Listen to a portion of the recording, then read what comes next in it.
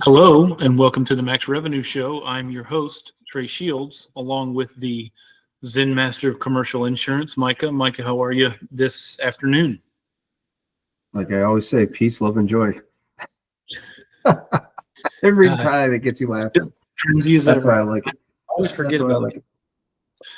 All right. In today's episode called Keep Clients Forever, we're going to talk about the real secret of production: retention.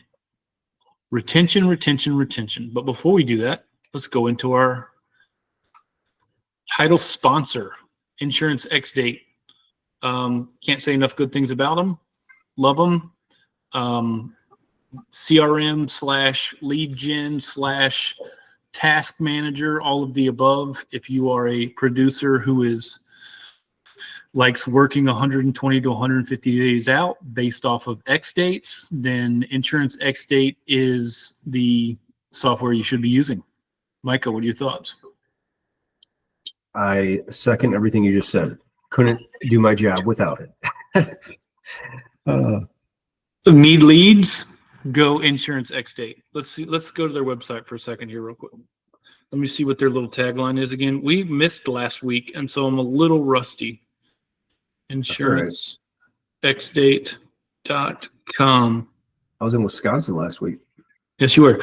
Generate leads, win new biz. Insurance XDate is where new business begins. Industry relevant data delivered on a software platform built for sales, not research.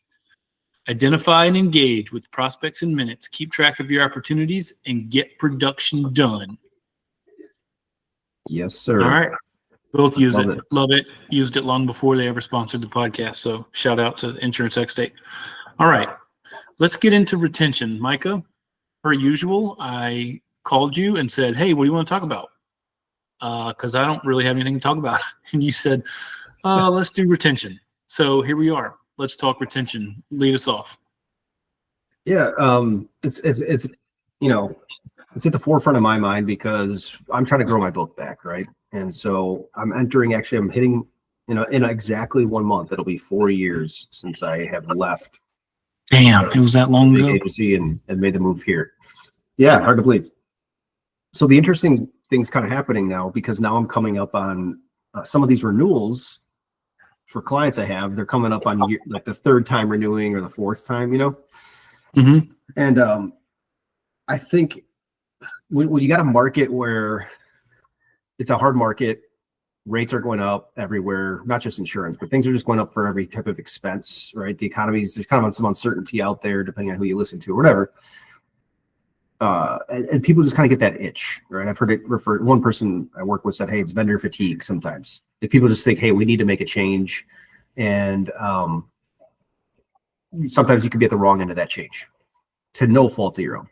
So anyways, it's just been forefront of my mind. It's always important, obviously. But as I think in our last episode, I talked about losing an account, right? Like a 35K revenue deal. Mm-hmm. Yeah, so that sucked. Cool part, this week I just wrote a $30,000 account, right? So let's go. Kudos to me. Up to 190 for the year, almost to 200, not counting some bonds, because if I counted those, it'd be over 200. But anyways, the deal, the sad part about it is, yeah, I was excited, but it felt like all I'm doing is just replacing what I just lost, And so it's like this demoralizing feeling, like you're just treading water and not moving. And I'm like, damn. But that's silly. I should be totally excited for the new win. But it does highlight and underscore the importance of, like, if you lose accounts, you gotta add enough. You gotta be always taking, I say, you want to be taking 3 steps forward, 1 step back kind of thing. So like always, I'm thinking like every new account I write is just insurance, right? Hopefully I never have to use it. And then it just compounds and grows. But the time's probably coming. It's very, I think, rare that any agent keeps all their clients for 10 plus years, and I think sometimes we think as agents, you just subconsciously think, or assume almost like, I'm going to keep all my accounts forever. When you're start looking ahead about, I'm going to be a $2 million producer in 4 years. Well, you're assuming all your accounts are going to grow. You're going to keep all your accounts. No one's going to get bought, sold. There's not going to be any service issues that pop up. You make one little mistake and you're fired, or whatever. There's just different things that can happen. And so I think it's really critical to keep that at the forefront of your mind always. And that's the purpose of, I think, this episode is let's talk about how I think one of the things I want to talk about specifically is a situation that had come up with me where I had a client, we're going to their 4th renewal, and he just felt like, hey, it's time to do some due diligence, right? And we talked a little bit about this last episode, but I think I want to dive more into it because when that happens to you, when you're, I think it's a good sign when your clients are forthright with you, telling you, hey, I'm talking to another agent, or I'm thinking about getting other quotes. That's a good thing. I know it seems odd, but that's a good thing. Of course, we all want the clients who just stay with you forever and never talk to anyone else. Those are the best of the best, but those are extremely rare in today's day and age. I think buyers are just different. I don't think they're the old school buyers of the 90s or that just, I'm going to be loyal till I die. Doesn't matter. Never leave, never look, never talk to anyone. That's rare. So I would rather have my clients tell me that they're getting approached or tell me they're talking with agents than not. I think it's a good sign. It means that and so I think they're kind of putting a feeler out there to see your reaction too. I don't know if they're that calculated where they're kind of testing you out, but I think kind of subconsciously they are a little bit like, hey, okay, I'm going to tell him and see what he says. And so I think it's good that you should be prepared. I think we all need to be prepared of how to respond in that situation. Right. And I've talked about this before, but you can respond out of fear, which is natural, right? Like, oh shoot, I don't want to lose this. What am I going to say to protect myself, to keep everything? I'm going to go block all the market, blah, blah, blah. Or you can respond out of a place of, you call it love, right? Which is like, hey, I'm confident where I'm at. I want what's best for this client. I believe I am the best. And then you respond from that place. And I think it changes how you respond. So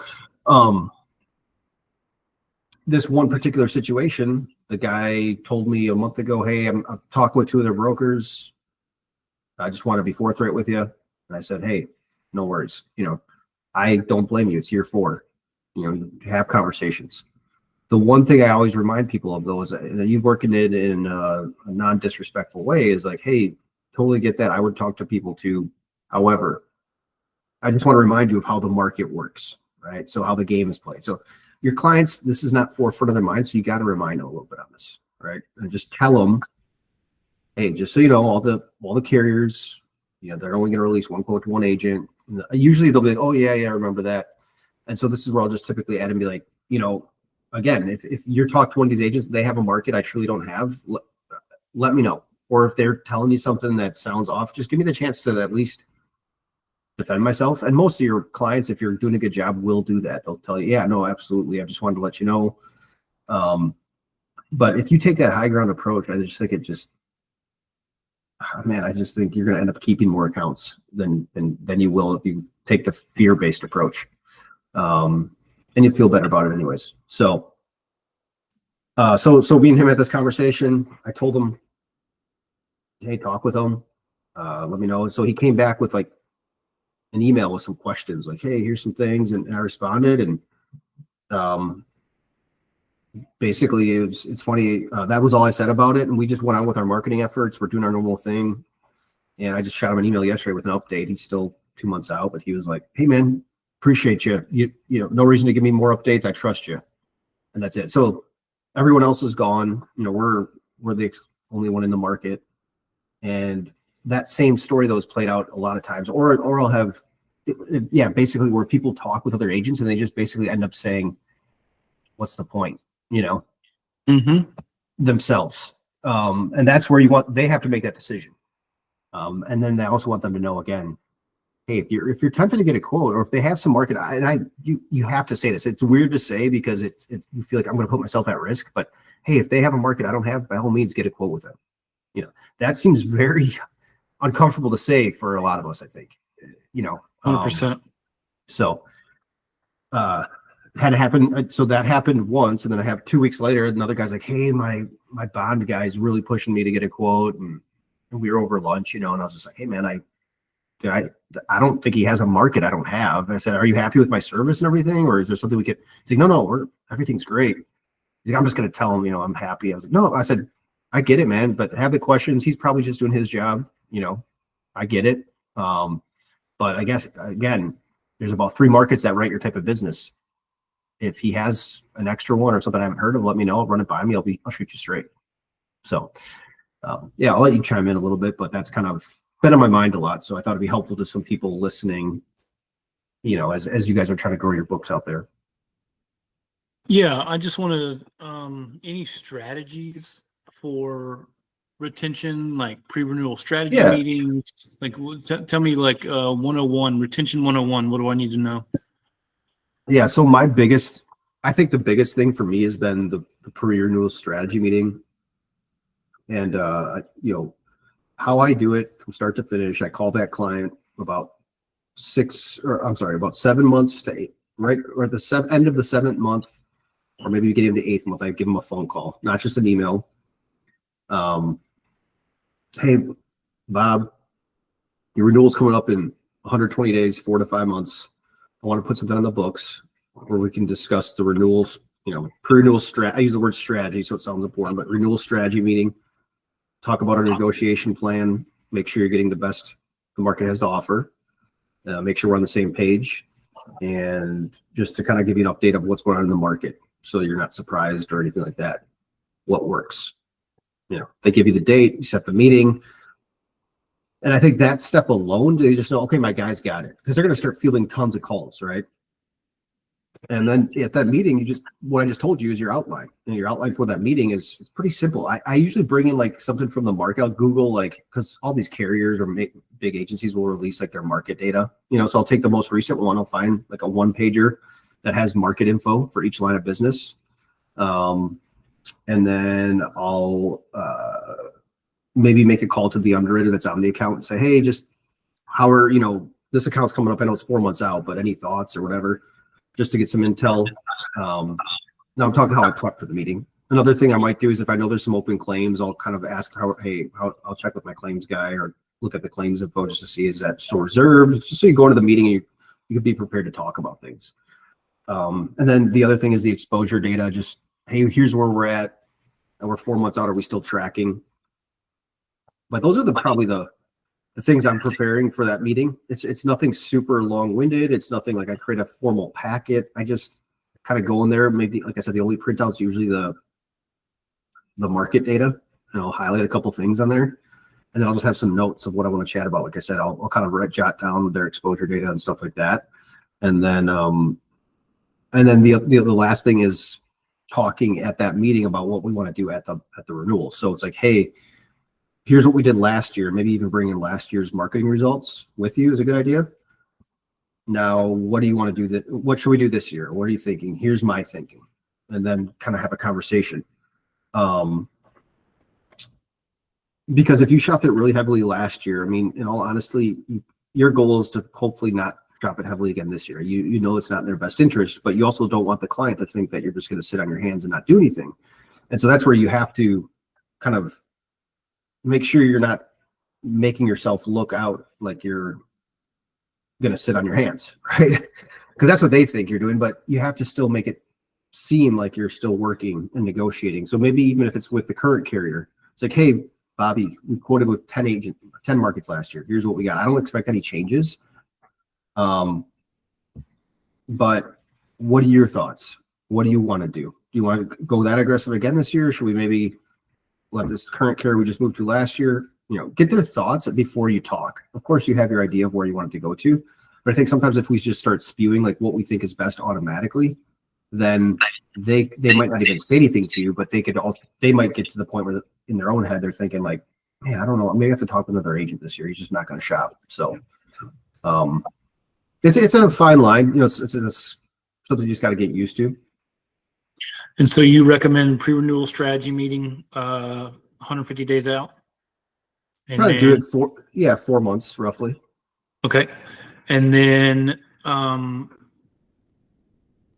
let's go through like on a countdown from 150 to when you present. What does that look like? Because everybody, clients hate things last minute.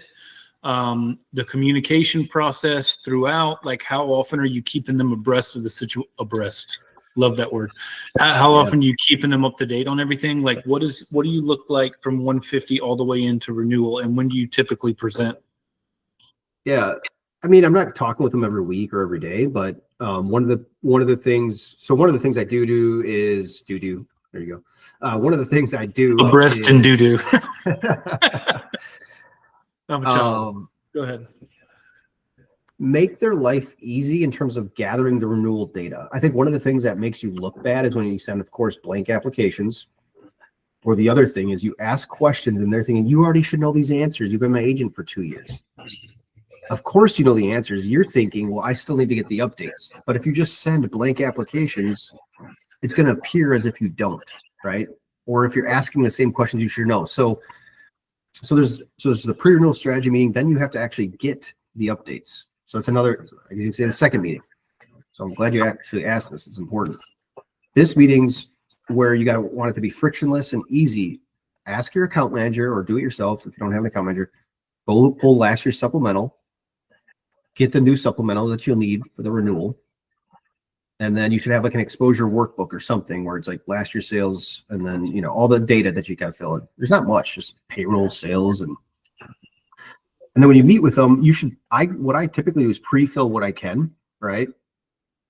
And then I tell them, hey, I know we had this information, but I just got to ask. I don't know if things have changed. You don't want to fill out the application for them necessarily. I mean, I complete it for them. I make them sign it and tell them to review it. It's kind of typically what I do, though, for a lot of my guys. It's like, or I'll do it over the phone with them together. That's typically what I do. But if they just want it emailed, I'll say, hey, you know, I can pre-fill some of the questions, but you have to read all of them to make sure that nothing's changed, you know? So again, you just want it to be frictionless as much as possible. What I found, like there was some software I was using and it was kind of making it a clunkier process than it should have been. And so I just went back to old school. Like, let's set up a meeting. It'll be 20 minutes over the phone. I'm going to ask the questions I know I don't know that I need. And then I'm going to ask you to verify everything that we asked last year. So I'll repeat the questions, even if I know the answers. But like, hey, I know these answers, got to ask them. And you just fly through it. Boom, you get it done. And you're good. You ever notice that the insured's annoyed? How do you handle that? I don't notice it because I tell them up front. I'm just like, hey, you got to ask these questions, right? I need the updates. Yes, we have the information, but I don't want to assume. And they get that. Yeah, maybe not so much with a current, but like a new prospect. You get them sometimes where you're trying to get the information. Like if you know what you have, what you need is not always in the policies, or you know, that is the uncomfortable part, is when you, to me anyways, is having, you know, a 20-30 minute conversation with this person. You haven't earned the business yet. They didn't just sign over the BOR. Let's say you had to quote it, and you're getting all this underlying information. And I have a bad habit of just rushing through it so that I can get off the phone, and then I'll like inevitably have missed a couple questions and I have to call them back. I just hate that part. No, I know. And every buyer's different. Some are so totally cool to work with. Like, oh yeah, shoot me an email with all the questions and I'll respond instantly. And some are like, more questions, you know? So yeah, that's part of the deal. But it's also why if you pick a niche and stuff like that, or you have verticals you've gone after, you know the questions that are going to be asked, start to remember that stuff. And then also from all your first conversation on, if you take notes or whatever, hopefully you're weaving some of those questions into your previous conversations. So when you get to that actual info gathering meeting, you have like 80% of it, or you're kind of, you know it, but you just need them to kind of fill in the minor details. But yeah, so after so you have your pre-renewal strategy meeting, then you have the info gathering meeting that you make super easy. And the last, and so just a reminder, train your team or tell your team, who's ever helping you, don't just send a blank application to the client, right? That's the worst thing I think you can do. Even if you send last year's and then a blank to the client, it's still, to me, it's like, we're in the service business.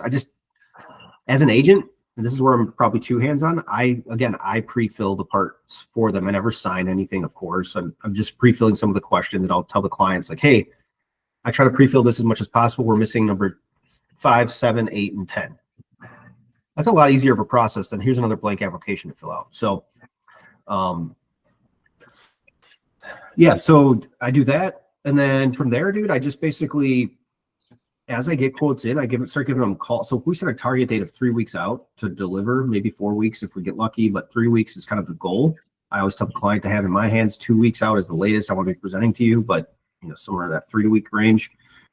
man, if I get news like this just happened this week, I had a quote in 6 weeks out from the incumbent on this deal I'm working on renewal. I just called her and just, hey, want to give you a quick update. We got the renewal and it's up $17,000. We got another quote in. It was X amount higher. We also have one other option that I'm waiting to hear on, but we're still pushing back on your current carrier. I just got everything in. And she was like, oh man, thanks so much that was super appreciated. I'm glad to know you're working hard for us. Like, she was so grateful. It was literally a 5-minute conversation. I think that extra, I did a short on our YouTube channel about this. That extra little touch I found makes things so much easier at renewal. It takes all that kind of built up, pent up pressure kind of leading up to that. Even if you've already done your pre-renewal strategy meeting, there's still that wondering going on in the client's mind. And just that little like touch point or update, it can be an email or a call. People seem to appreciate it because I think a lot of brokers just aren't doing it. So yeah, that's one thing I definitely need to get better at. What does your correspondence look like throughout the year? We've talked about service calendars in the past where you're kind of setting things out, but also then you have the other side where like a lot of people are like, dude, I don't really want to talk to you once a month. You know what I mean? So it's like, how do you find that balance, and what do your touches look like throughout the year before you hit the 150? Yeah, man, good question. I think every client's slightly different. What I've kind of settled on is you could call it a 4-point touch. So you got the renewals 1 touch, the renewal strategy meeting would be touch 2, and then I'd say 3 to 4 because I always try to do a mid-year check-in, and this is just like 5 months after renewal. It's like, hey, just wanted to check in. How's things going? Maybe this is a lunch meeting. Hey, we want to play lunch, or let's grab some lunch if you're a local client. Or hey, man, I'm going to be in town. Let's play some golf, whatever. That's just my mid-year deal. Not every client I do that for, though. And so you kind of know how your clients operate, right? And then what I wish I would do, which I should do, is after renewal, what I need to get better at is like 4 weeks after, just a quick, hey, how did that process go for you this year? Like, what can we get better at? Tell me. Be totally honest. I think that'd be cool to do that, and I should start doing that. Because I don't think anyone also does that. Like, hey, tell me what we can get better on. Not even say, hey, how did we do, but hey, what's one thing we could have done better this renewal for you? And maybe they'll say nothing, but I think that'd be a good little extra touch. But that's it. And then every agency nowadays, or as you come across articles online, I think we all see kind of interesting articles or stuff on like your industry. I'll share, like if I find this, I probably do this 2 to 3 times a year where I read an article or someone shares it within my agency and I'm like, oh, that's pretty cool. That's helpful. And I'll shoot the email. I'll go to I'll just pull up my client list and I'll send them all individual emails. Probably takes 15 minutes because it's the same email copy paste. I changed maybe the intro line. And I'll just say, hey, was thinking of you, Steve. This is an article on E&O issues. I thought it was pretty interesting. Hope all is well. I don't do that every month. I don't have a drip campaign, but just those little like 2 to 3 touches a year that way. It's pretty easy to do. And that's it. I mean, that's it. So bigger clients, you're gonna have to do some claims. So like you get bigger clients that are paying millions of dollars. I've had a couple of those over my career. That's where you got to get maybe a little bit more strategic on the claim side or some of that. Like, again, some people just love the risk management, eat that up. They want to get that support. What I found is a lot of that stuff fades after the first year, like the risk management, like how they get all gung ho about it. They find a new agent. They want a loss control visit. They want to, that kind of fades after year 1, I feel like, for a lot of these people. So yeah, that's all, in my opinion. I mean, that's really all you have to do to ensure. The last thing I'll say is this: be very available. So like, yeah, your team can do everything, but I think it's good to try to jump in on certain things or help them out in certain situations because they know you're still involved. Because I think our clients also know you're busy, but we've all come to those agents where they're like, well, the agent's fine, but really Susie, the account manager, if she left, I'd be screwed. She's awesome. And they basically, their whole relationship was with Susie. They see Steve, the agent, maybe once a year, never talk to him. I'm pretty involved. My clients I can go down the list. I'm probably talking to at least half of them every month about something, and several on a weekly basis. So, yeah, I think in the at least in my experience, there's a real gap there in that 5,000 in revenue to 25,000 in revenue as far as like service and getting real hand-to-hand combat from the incumbent. So there's real opportunity there. A lot of these big firms are continuing to raise their minimum premium threshold. And so, you know, they either get shuffled off to a small business unit or whatever. So if you're at a, you know, medium to smaller size mid-market account, I think there's a lot of room there in that 5 to 25 revenue range. They're being underserviced. Maybe not from their CSR, but as far as like contact with their agent. So I think that's a play I'd be looking out for. All right. So ways you lose an account, last minute renewals, poor communication throughout the year. Let's just say some audits. Let's just say somebody comes in and, you know, just beats you, whatever. They have a market. The one we haven't really touched on that I want to talk to you about regarding retention is lay a scenario out for you. All right, you've been, let's say, okay, where you're at right now. One of these people you picked up year one. They've been with you for 4 years. Yep. You have coaches inside. You have a relationship. Everything's hunky dory. CFO leaves. New CFO comes in. What do you do? I think a lot of times you can either be proactive with that new decision maker or reactive and wait until it's too late. So like, what does that look like for you? Do you start getting on the horn, sending them a stewardship report or like some type of, hey, here's everything we've done for you the last 5 years. Yeah. Yeah. How do you play defense for that new CFO, new CEO hire that is going to have a relationship coming in? You know what I mean? So how do you play defense there? Yeah. So, good question, man. I think the best defense is a good offense sometimes, right? And when that new CFO is on board, I'm reaching out to them week one, you know, myself. Hey, can we get some time on the calendar? I know you're probably underwater right now, but one of the things I'm sure on your to-do list is insurance. Just want to meet up with you. And so act fast, get the meeting. And then going into that meeting, yeah, you want to, I mean, depending on how long you've been on the account, I think it'd be important. If it's just been a year or two, maybe it's like, hey, bring in that original due diligence report with that you did. And be like, hey, just a little background. I don't know if you find this helpful. 2 years ago, I was brought in by the owner or the old CFO, whatever. This is what we did.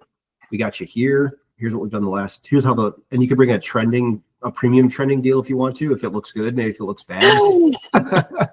Keep it out. No, I mean, but you know, maybe you bring it in, just say, hey, this is what we've been doing, but bring in last year's renewal marketing effort so he knows what you just did just the previous year. And then just, you know, have a conversation. And this is where if you're like more of a specialist in your niche, it certainly helps. Obviously, a new CFO comes in big. Hey, here's why we were hired. We work with 20 other grading contractors. Here's some of the ones you might know. Here's all the markets that here's kind of what our typical approach is. You kind of want to go into that treating it like you're talking to a first-time prospect, I think. Don't just kind of take for granted, like, hey, I got this in the bag, you know? So. Got it. All right. Now I have one final question. It's a two-part question. Everybody talks about their wins and how they're the greatest thing since sliced bread. And I've done this and I've done that. And everybody's showing you the skins on the wall on LinkedIn or wherever, or in the sales meeting. You always hear about how good Cliff is. And Cliff writes this and Cliff writes that. Cliff never tells you about the loss. So not the one you shared with us last week, but give us an example. Maybe the first client you ever lost, not when you were with Federated. So like when you were with Rhymes with Barsh Bicklennon. Tell me about the first client you ever lost and why? Or you failed to retain, whatever you want to look at it. Yeah. I got two for you. One just happened this week. No, not that one. I said don't do that. No, another one. You lost another one? Potentially. Holy shit, Micah, get it together. What is your problem? You know what? Cut the podcast. We're out of here. Hey man, we're brutally honest.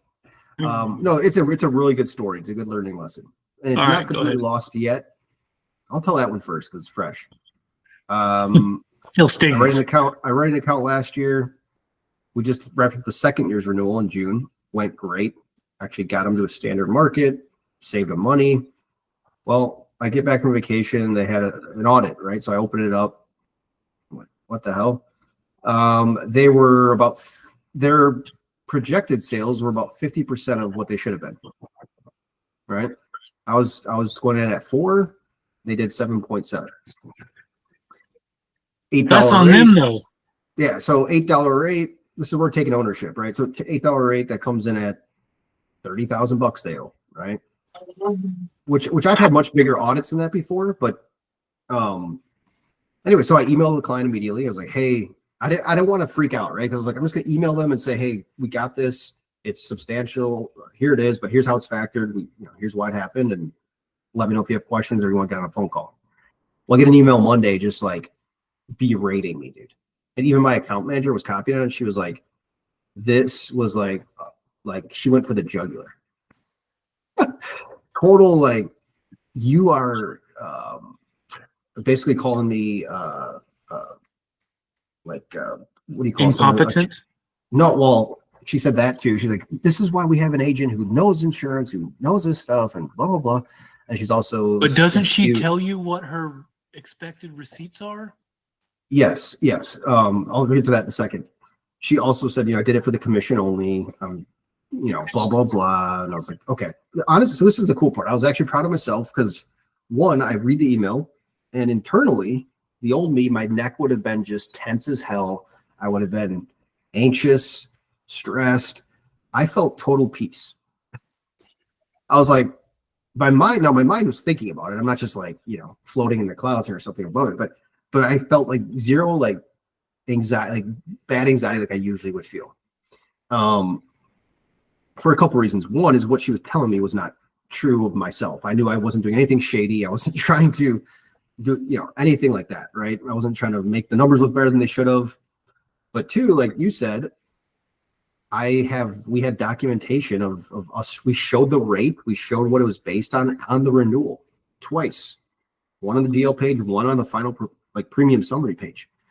She emailed me prior, and she even admitted this in the email to me.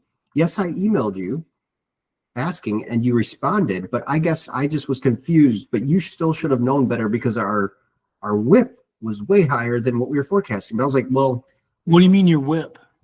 A work in process, right? Oh, got it. She gave me during the quoting process, but I was like, did you get that early on? And plus, I'm like, that could have been over 2 years. Some projects are longer than others. Like, it wasn't like, so outlandishly different where I would have guessed that. So anyways, I looked up for all the documentation I could. I mean, obviously she gave me that sales figure. We clarified it at renewal. So there was nothing more I could have done. And we even had the pre-renewal strategy meeting 4 months out on this account. And I know we talked about sales at that point because she's like, hey, let's up it to 6 for this new year. I'm like, okay. And maybe at that point, so when I look back on this whole situation, so then she emails me, we will not be renewing with you next year, blah, blah, blah. Don't call me. I'm too heated right now. So I think she just read it and she was in the moment. So I don't know if before this, she loved us. We were doing fine, right? We joked around, everything was good, but now when this happened, and we'll see. So so I'm trying to think, like, what could I have done differently? I guess I could have maybe pushed back a little bit more. I slow down a little bit and question your clients. Even if they tell you the information, really press in and question them.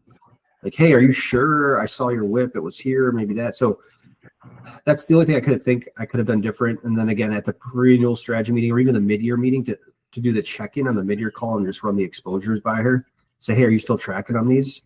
That's something I think we should do on the mid-year meetings anyways. So that would have been something I could have done differently. But, anyways, we can't be perfect. And that's what happened. And it is what it is. So just slow down would be my advice to people. Slow down, ask extra questions, push in a little bit more, and you're still going to lose some. But maybe that'll help prevent what's happening to me right now. It's not a massive account. It's about 15 in revenue, but and it'll be on the books for this whole year. So it is what it is. I'll replace. I've already got a couple deals in the hopper to replace it. If they leave next year, I don't want to be treading water. I want to be growing. So, I don't like losing business. I think it goes back to why it is so paramount that the roadblock or the bottleneck for getting to whatever your book is, whether it's $1 million or $5 million, whatever your goal is is it's not, it's never insurance knowledge. It's not designations. It's not whatever. It's like, it's prospecting, because things are going to happen and you've got to have a pipeline built up on the back end. Insurance, right? Yeah. Insurance for your insurance. Yeah. All right. Well, that sucks. Tell us about a time where you have been the hero and they have stuck with you ever since because you did something right.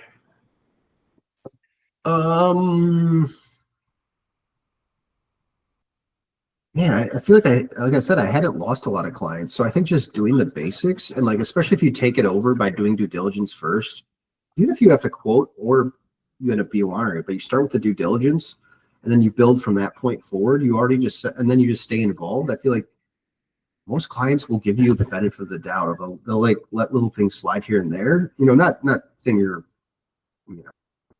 have Teflon on and nothing bad can happen where you lose accounts, but I haven't lost a lot of accounts. So it's like, I've lost two really to competition since being here for over 4 years. And prior to that, I think like I said, maybe 4 or 5, like that I can think of over a 7-year span. So here I'm 2 over a 4-year span. There was about 5, maybe. I can't remember them all, but it hasn't been a lot. So, of course, I think how you step up after a claim can really help. Just being involved, even if you can't work wonders, but just being involved, asking how it's going, following up, making sure you're helping as much as you can, make sure they have good experience. So, And for anything else you want to add? I think I have circled the wagons with all my questions.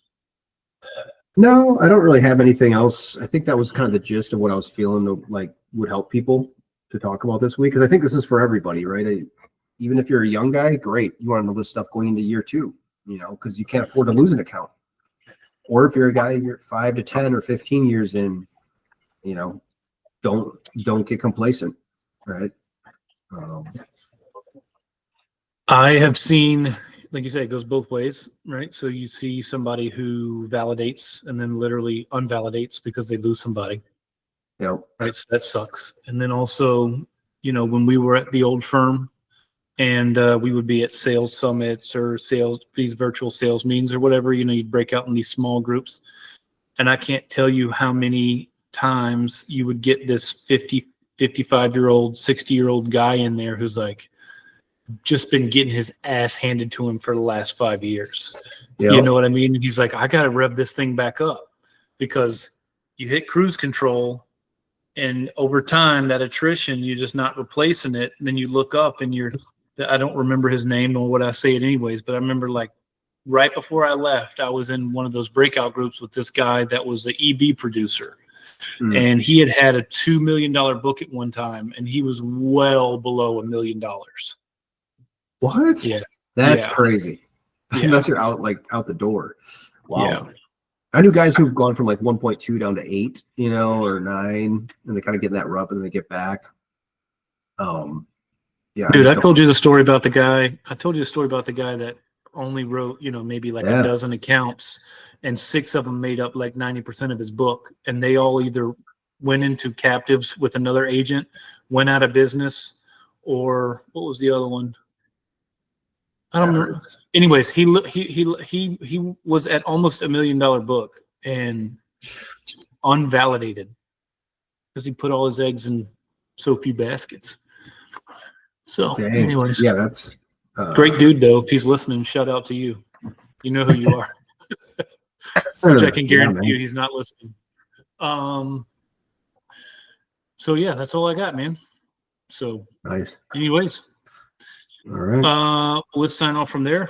Appreciate you as always for dropping some knowledge on us. And if you're listening, everything that we have will be in the show notes if you want to go further down the rabbit hole and learn Micah's system of turning basically cold outbound into warm leads, into new deals, new biz. Link to the producer playbook will be in the show notes. I also take what we talk about in this podcast and the wisdom that Micah bestows upon me, and I ghostwrite our newsletter. It goes out once a week. I trade you your email address for our newsletter once a week, so it's a nice little Monday motivation in your inbox to kick ass and take names for the week. And then also, if you want to check out Insurance XDate, the link there will be in the show notes as well. Can't recommend that enough. So yeah, we appreciate you listening. And with that, we'll bid you adieu. Adios. See ya.